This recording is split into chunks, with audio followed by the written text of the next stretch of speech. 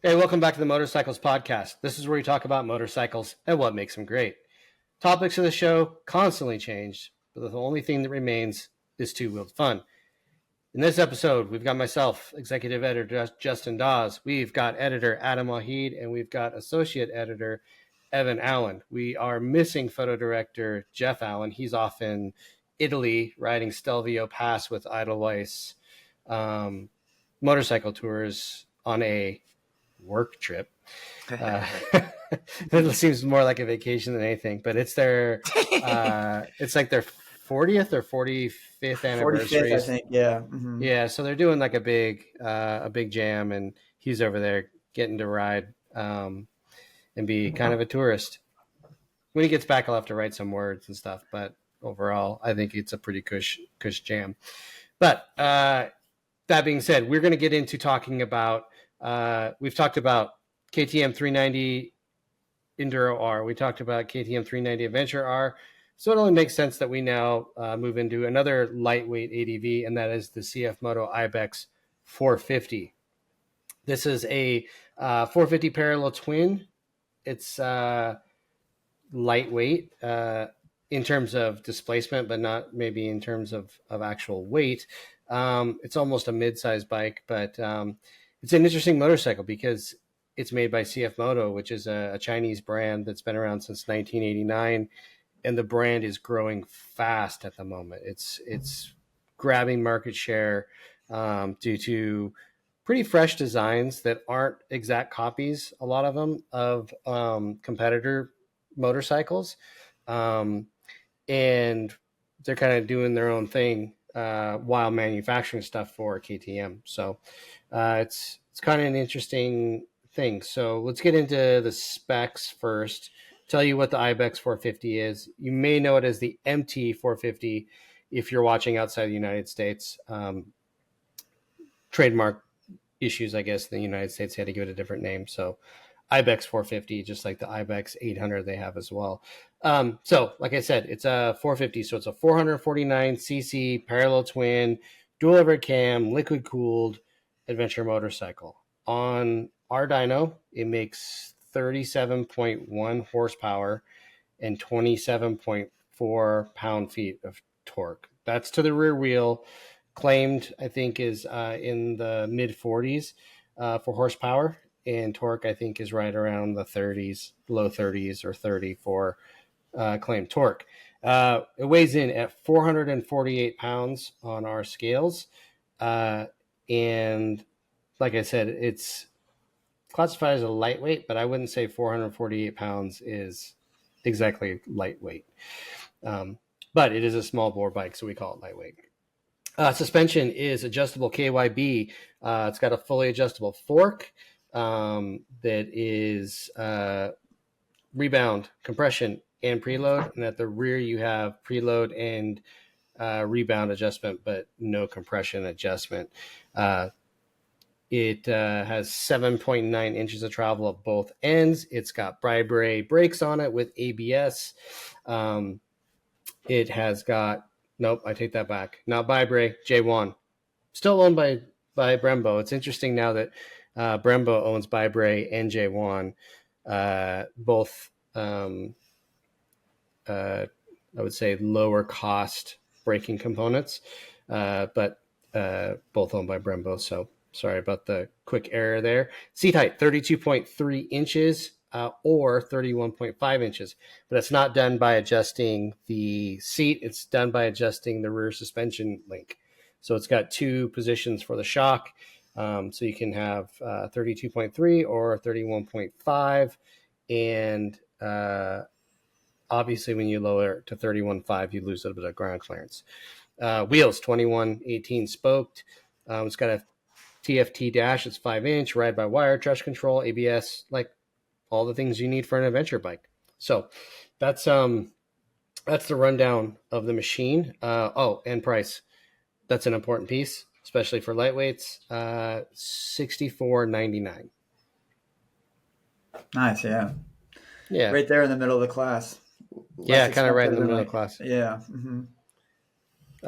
Himalayan 450 is like $6,500 Yeah, it starts at 99. 57.99 and then it Right. goes up to it looks like But 6.1. if you option out the Himalayan, which I would assume you do with the tubeless wheels and all the things, it's $6,100.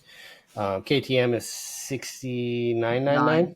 Mm-hmm. so $500 more. And then what's the That Honda Honda? NX 500 is 7,399, so $7,400. Quite a bit So more. yeah, mm-hmm. That I seems know. like a really good value in the class. Obviously, it's a lightweight, not by weight, but by engine displacement adventure touring bike. But who do you guys really think it's for? I mean, in what niche do you really think it's for? Who's buying this bike? I would say it's an interesting thing. It's a lot of people that are early adopters, that are deal seekers or value seekers, right? You're willing to kind of step outside of the normal big brands in order to get a value. Mm-hmm. Like you look at the bike as it sits out on the showroom floor, and it looks like a mid-sized ADV bike. It's got Mm-hmm. LED headlights, and it's got an adjustable windscreen, and it's got this big front end that's very modern, and nice wheels, and you know, it looks the part. And so I think those are the people that are drawn to it at this moment. And then of course shorter riders, because it does have a very friendly seat height. And then maybe, I don't know, people that just don't want a mid-size ADV, but they want the comfort Yeah. of something similar. What do you Yeah, think, and kind of Evan? like the off-road chops too. I mean, before this KTM Mm-hmm. 390 Adventure came in, the Royal Enfield is, pretty off-road worthy, but it seemed like when the CFMoto came in, it was the first bike to kind of bridge the gap between the lightweight adventure bike and like a middleweight adventure bike like a Tenere with Mm-hmm. adjustable KYB suspension, 21-inch front wheel, 18-inch rear with like fairly aggressive, fit like tires, adventure bike tires. And yeah, so I think, Yeah. I agree with you. Like someone that's like, oh, maybe a middleweight's a little too big, but they don't want to get on something like an NX 500 that's, really tailored more towards the street. So Yeah. yeah. Mm-hmm. And you're right that this thing did get a lot of people excited when it was announced, because uh, it did kind of bridge the gap. Because before you had the KTM 390, which was kind of off-road capable, but it had a 17-19 wheel combo. You have Versus 300. Mhm.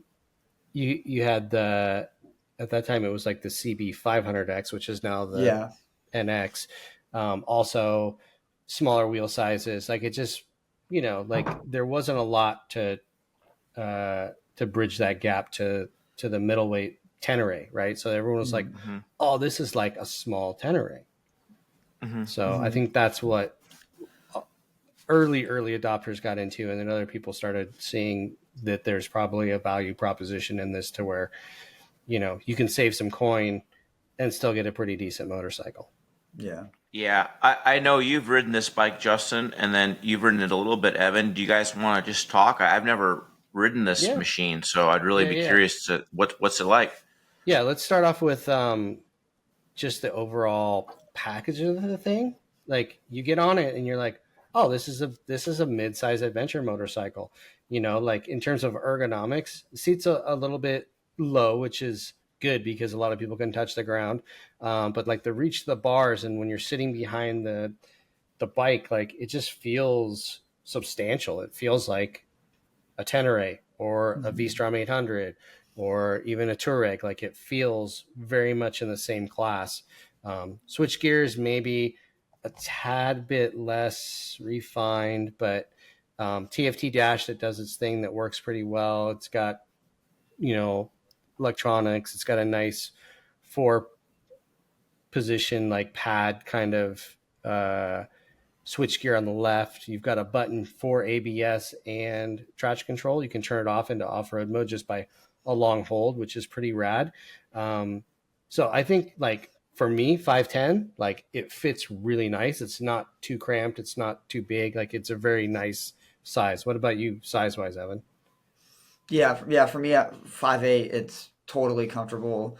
Like you said, I feel comfortable. I can get my feet to the ground, unlike something like a Tenere where I have to like side saddle and reach my foot.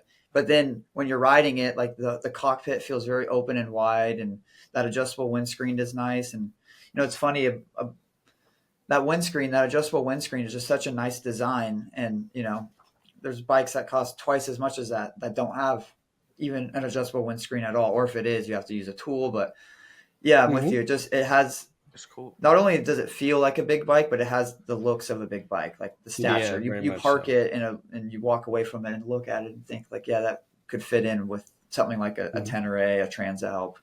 And so, but then you have the more friendly power delivery of a lighter weight engine. But it's a parallel twin. So, unlike some of the others that are singles. Yeah. Yeah. And I think that's the one of the other draws to it is a parallel twin. Instead of a single, which is kind of nice. And it's 270-degree crank. Sorry to interrupt 270. So it sounds great. It sounds pretty good as is. And, I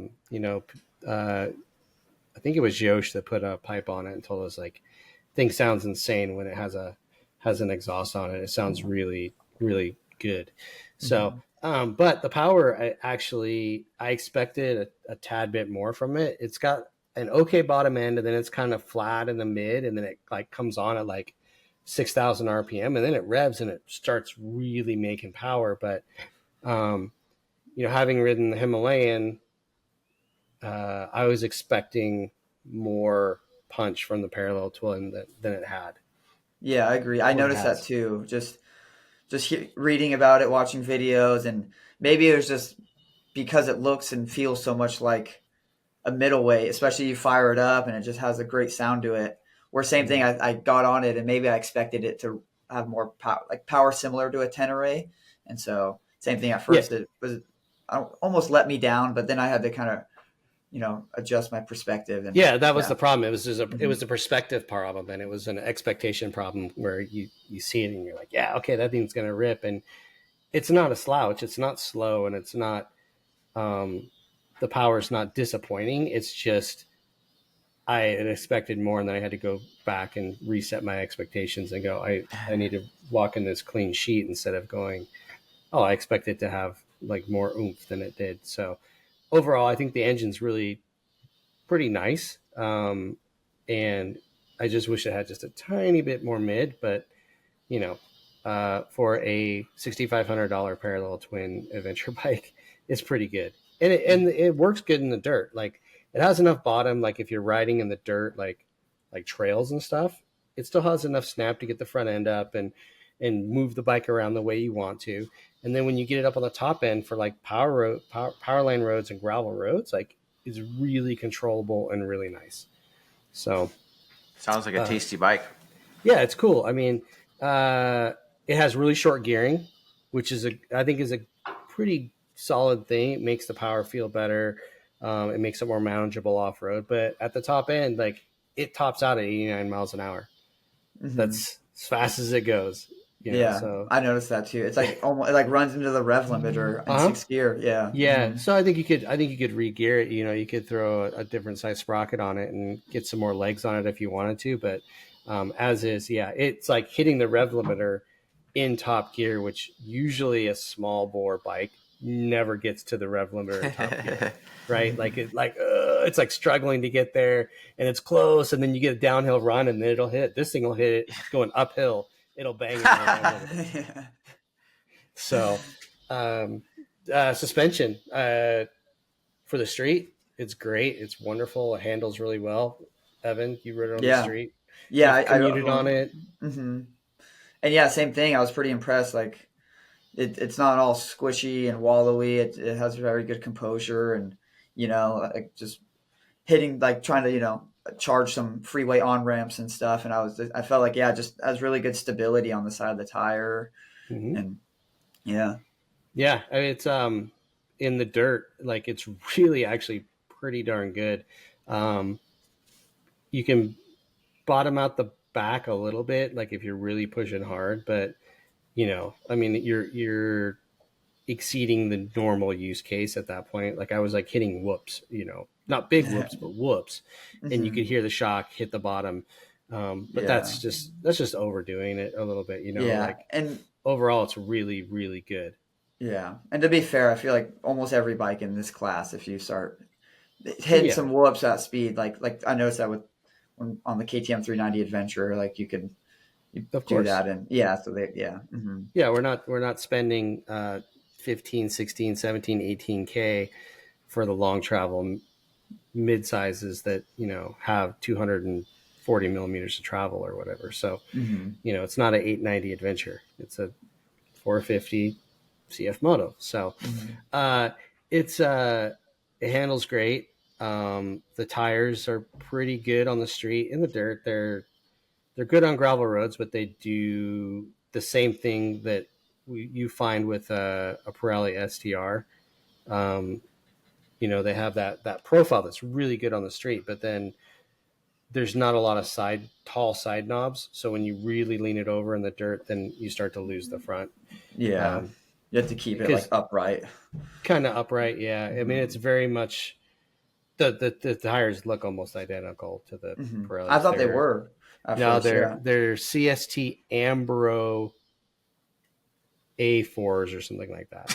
AR4s, like they have a long name. Ambro, yeah. So I think you're like, we're going in the dirt, and it says I am bro. Ask me the question. So, but overall, it's a really solid package from the get go, and I recently reviewed it and put it through its paces pretty well, and I have to say it's very nice. And if I was a shopper for something in that price range, it would be near the top of the list. I think I would look at it and probably the KTM as the two front runners in that Hmm. class. Even though, Yeah. but we still can't discount the Himalayan. It's Hmm. it's a totally different style. It doesn't have the wind protection of a traditional adventure bike, but it's really good for the price because it's less money.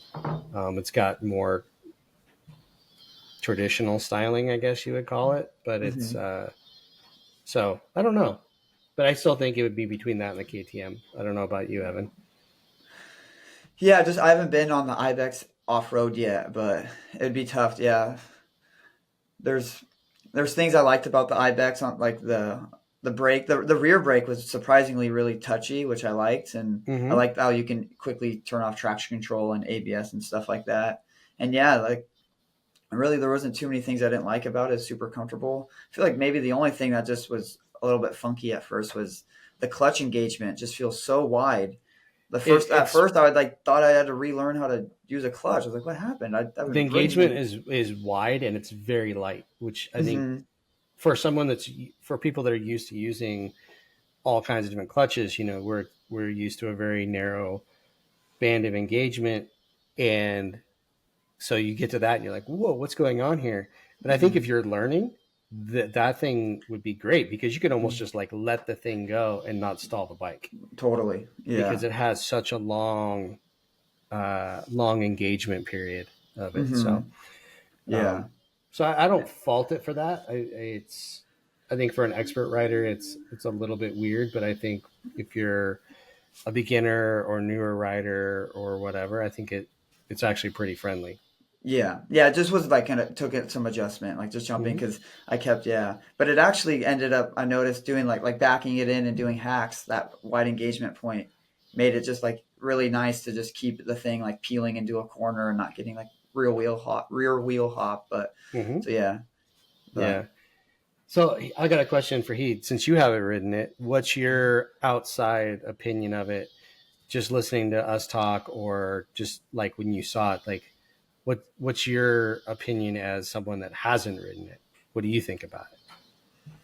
Well, I mean, I think it looks neat. Like you guys said, it's got a lot of features and benefits that speak above its MSRP, which is really neat. And a couple episodes we talked about CF Moto's position in the motorcycle industry, and that seems really what they're doing is they're taking market share from other manufacturers just by offering these value added features at a really affordable price. And their yeah. dealership networks expanding in America, so you can actually buy these things and get them serviced and stuff like that. So I don't know. It looks like a cool bike. I would really like to see that bike go up against, the 390 Adventure R? Obviously the CFMoto has a larger capacity engine, but, in terms of price, that would be a good little battle, I think. Yeah, they're very close, and I think they're very close on actual like rear wheel power output as well. So I think they're And very features similar. and stuff too. And like Wahid mentioned, even just forgot about it, but the folding mirrors, the CF Oh Moto has yeah, those drop down mirrors, the adjustable windscreen. It's got the nice dash, and yeah, it's just like yeah. What's your guys'? It's not super big time in terms of electronics. Like it has ABS and it has traction control, but you don't have like modes for different. Really, they have an off-road mode, but they don't have like, you can't dial in the throttle traction maps or control, stuff. throttle maps, and wheelie control, and all the electronic wizardry like you may expect just by the way it looks. It's got just enough to be useful, but not. It doesn't. It's not over delivering in that aspect. Would you guys say that? Sorry, go ahead. I was going to say, but it delivers near the top of the class in that segment. Having ridden this bike, would you guys say this bike is a good value for American motorcycle riders? Yeah, definitely. Yeah, Cool. I agree. I think it's a good value. I think the price is nice. Granted, I mean, I'd say you're taking a chance, but you're an early adopter, even though CFMoto has been around since '89 and they've been manufacturing bikes since I think the early 2000s. Like, you're still kind of an early adopter, so you have to go with that. All the things that can come with that being there is a decent dealer network. So it's getting bigger, it's getting better. But dealer familiarity with the product, takes a little while to learn. And so, and then I don't know what the resale value looks like on a CFMoto versus a Honda. Right. So, but if I was spending the money, I'm always down to be an early adopter or to take the chance, take the gamble on saving some bucks. I'm kind of cheap sometimes when I'm buying bikes. So, for me, I think it's a smoking value for what it offers and for the price point. Cool. Yeah. Yeah. So, I think that's going to wrap it up pretty much for the Ibex, unless anyone else has got a kernel of wisdom around this little ADV. I will say I really enjoyed my time on it. Evan, I mean, you chose it to commute when you have a choice of other things in the office. So that says something. And then hopefully Adam will get his hands on one soon to do an MC commute. Yeah, sounds great. So with that, what's the big takeaway? I think the big takeaway is CFMoto is making moves, and this Ibex 450 definitely proves it. I think it's capable, it's modern looking, it's approachable, and at $6,500, it's a smoking deal. Yeah. Yeah, this whole class is exciting right now. It is. It's pretty crazy. I mean, yeah, it's like BMW, aren't they coming out with that GS 450? Like it's in a year or two from now, there's just going to be so many great options for lightweight bikes, whether it's adventure, dual sports, naked bikes. It's just, Yeah, lightweight bikes right now are doing it. It's pretty cool. It's kind of seeing like, I feel like it's what the middleweight class was doing in the last 5 years. The lightweight class is doing right now. Yeah. It's kind of being pulled up by the middleweights. They're taking all that technology that they're building and then they're putting it into a lightweight. So performance, adjustability, electronics, it's good. Yeah. And the lightweights aren't just beginner bikes anymore as well. It spans the gap. It's satisfying for everybody. And that's one thing we got to, you really got to look at is, this could be a great second bike or it could be a great only bike, even for an expert. So, okay, with that, we are done. We appreciate you listening. We appreciate the support. Of course, please like, comment, subscribe. Let us know what you think about the Ibex 450, where it slots in and all that middle or lightweight bike madness. And tell us what you're into. See if you'd be a buyer. So thanks for listening. We'll see you in the next episode.